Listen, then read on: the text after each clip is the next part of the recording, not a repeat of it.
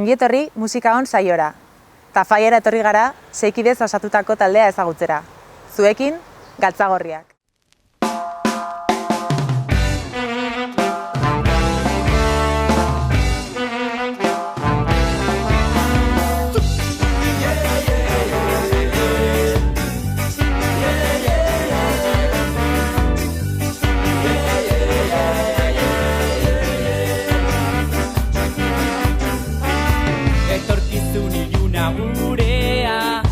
Borrokatzeaz da inoiz izan merkea, zaila da gura nahitasuna ustea.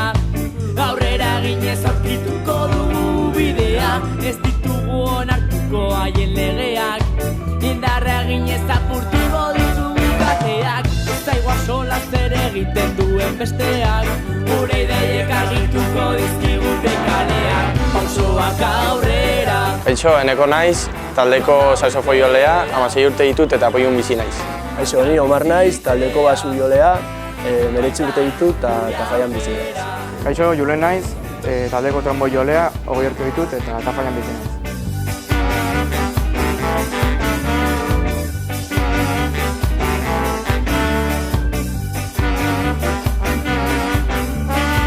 Urteak pasako ronte berean, musika borroka bada gurea, etxaiei egurra ematean, harrotasuna pizten da gure barnean, gauetan tabernan, doinu zaharren artean. Bueno, hirukote, ze kontatzen diguzue, nolatan sortu zenuten daukazuen taldea? Elkartu ginen urtebetetxe afari batean, eta hor afarian hasi ginen hizketan talde bat sortzeko eta erabaki genituen, aukeratu genituen 4 abesti, eta azte horretan elkartu ginen Tafaiako lokal batean ensaiatzeko. Atera ziren orduan, pizkanaka bertsio berriak atera genituen eta talde aurrera joan zen. Hori da gutxi gora. Eta noiz izan zen hori? Duela 5 urte. 2015an. Duela 5 urte. Bai. Eta hasierako horiek ere mantendu zarete gaur egun arte edo aldatuz joan dira? Ez, egon zen aldaketa bat, eta gero lehen bateria jotzen zuena hartu zuen gitarra, eta beste lagun bat deitu genuen bateria jotzeko, eta hori da gaurko formazioa. Eta nola definituko zenukete zuen taldea, baita ere estiloari dagokionez? Berez, taldeko estiloa definitzen dugu basoko eska bezala, eta da pizka bat, eska eta esken inguruan dauden beste estiloak, beste estiloen nahasketa bat. Eta bai reggae, bai rocksteady eta horrelako estiloak. Taldearen izenak badu esan nahi berezirik, badu bere historia, nola erabaki zenuten? Taldea hasi ginenean, 15 urte gainituen, berako zituen 11 urte, txikiena da, eta hain txikiak izan da eta hasi ginen pentsatzen taldeari zeizen jarri, eta pentsatuko nuen euskal mitologiako Galtzagorri pertsonaietan, pertsonai txikiak direla, baina langileak eta beti elkarrekin daudenak, eta pentsatu genuen izen hori aproposa izan zitekeela gure taldearentzat, eta hori da. Eta 5 urte hauetan, aipatu duzuenaz gain, zein bilakaera izan duzue talde bezala?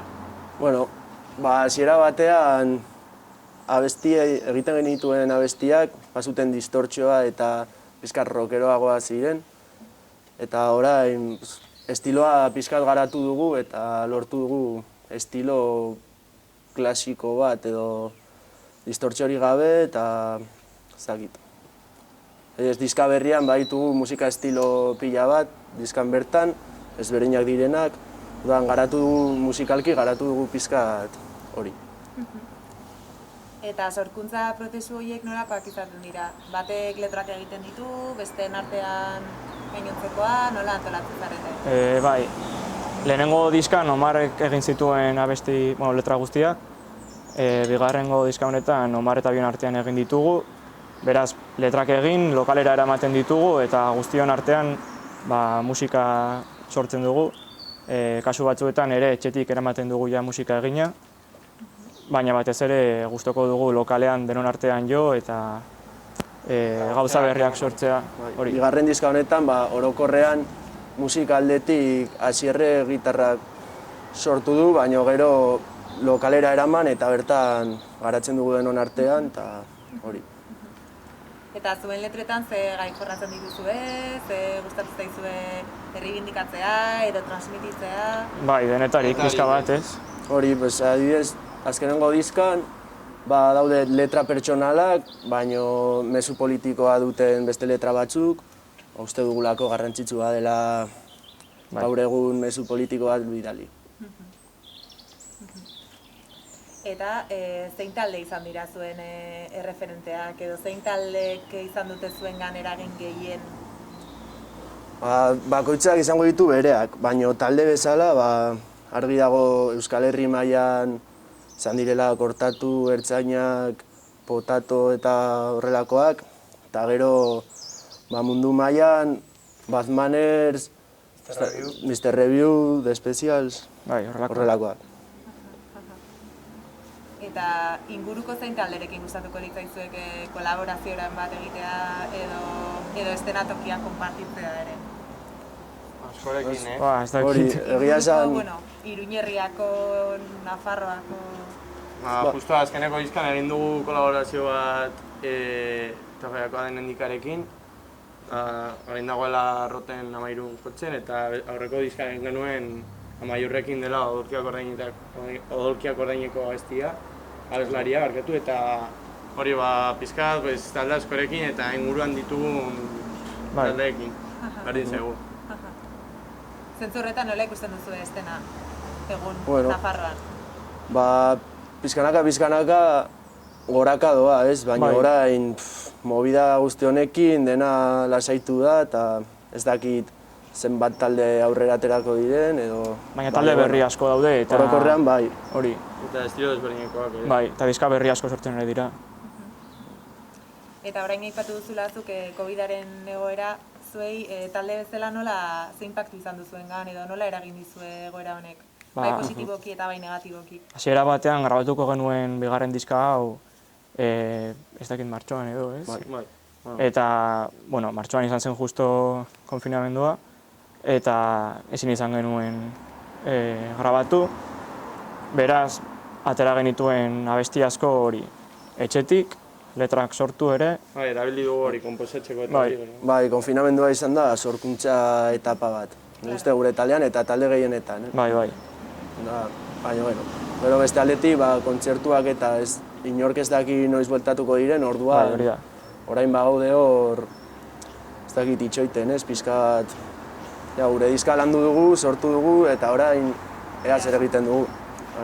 Bai, talde batzuk adibidez planteatzen ari dira akustikoa lantzea, edo beste aukera batzuk ere landu izatea. Azkenean egin beharko dugu horrelako zerbait, jendea eserita edo horrelako zerbait, baino, hau pizkat vertigo, ez dakit. Jotzea kontzertu bat, jende guztiarekin eserita eta hori pizkat gogorra edo ez dakit nola esan. Baina, azkenean egin beharko dugu horrelako zerbait. Hori. Eta horri lotuta zerki inspiratzen zaitu musikari bezala? Zer behar duzu zuek zuen musika elikatzeko? Ez dakit.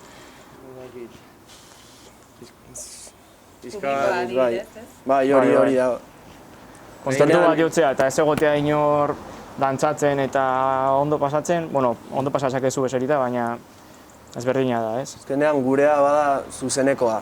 Hori. Orduan, bai, diskak egitea eta ongi dago, baina beharrezkoa da zuzeneko hori jendearekin konexioa izateko edo.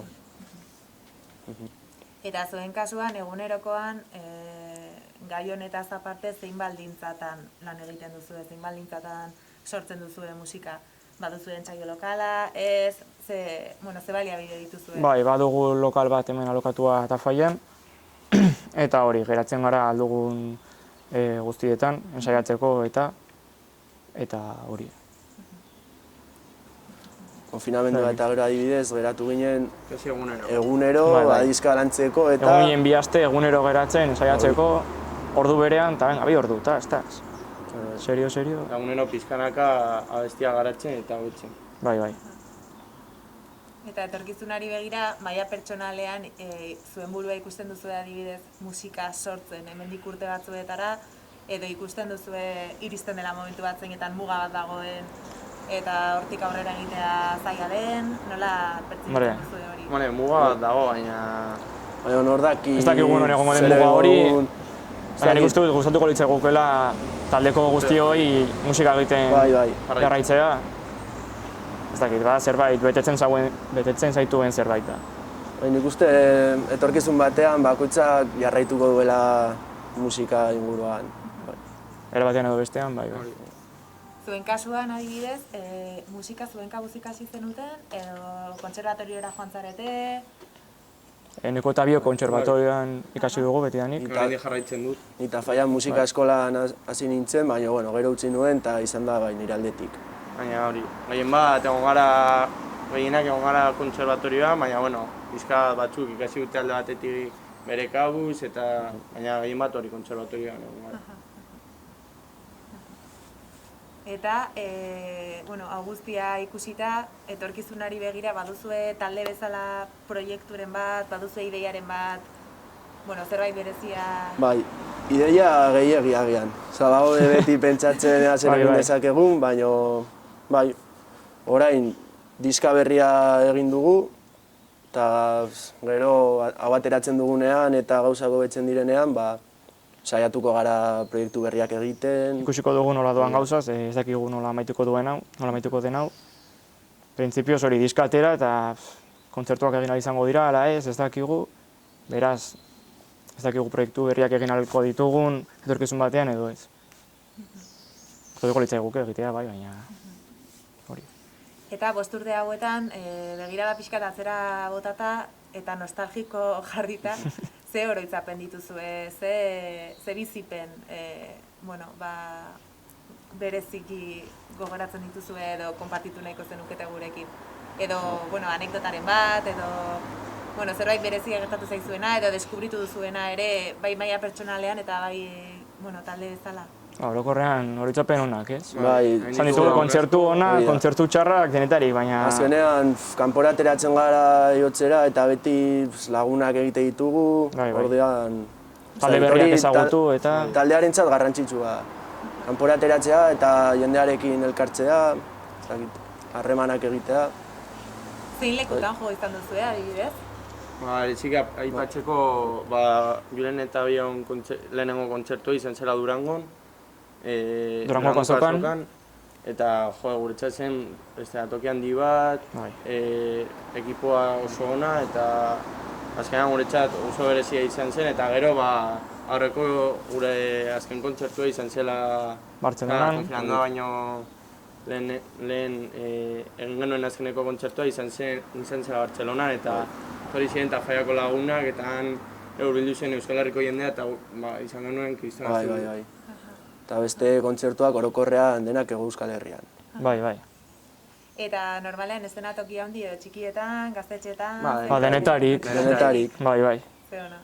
Jo dugu pale batzuen gainean, eta jo dugu eszenatoki potenteen gainean ere. Eta nahiago duzu baten bat edo... Bueno, bakoitzak baitu bere gauzak, hori da. Azkenean, eszenatoki txikietan baduzu jendearekin konexio ezberdina, ez? Baina, gero ere egia da, noizbenka eszenatoki handi batean jotzea, badela polita, ez? Estetxute bat. Bai. Osondo. Gustatuko balitzaizue gure ikuslei mezuren bat bidaltzea, zerbait aipatzea, zerbait azpimarratzea agurtu baino lehen. Nik gonbidatuko nuke jende guztiari kontzertuei joatea, gaur egun egiten ari diren kontzertuetara, ze bultatu behar da gaur egungo esena, eta nola dagoen gauza ikusita, Eta musika guztoko dute talderen bat sortzea, nahi duten estiloko taldea sortzea eta gozatzea, gero gozatuko dutela etorkizunean, lagun berria sortu eta jende asko ezagutu. Bai. Hori, ordera. Inoiz baino gehiago behar dugula kultura, ez? Bai, hori argi dago. Gure aldetik honeaino, eta, bueno, ondo. eskerrak ematea leku zoragarri honetara Berdin, jode, eskerrik Eskerrik asko. zuei. Bai. gaituzuelako, eta ondo izan. Vale, esker, berdin. Bueno,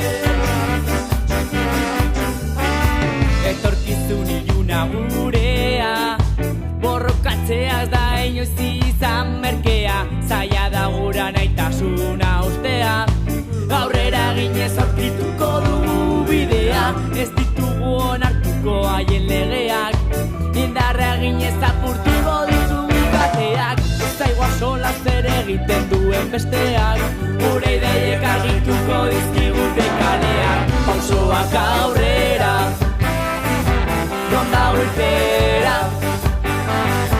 azkar bizitzea, baita gure aukera.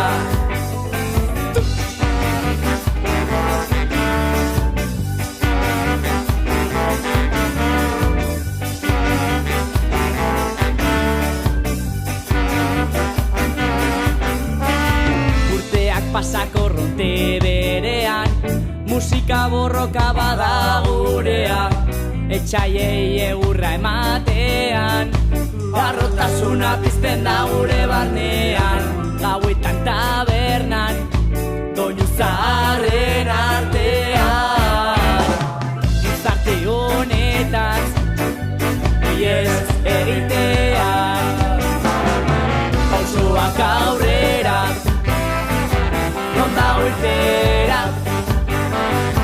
azkar bizitzea, baita gure aukera.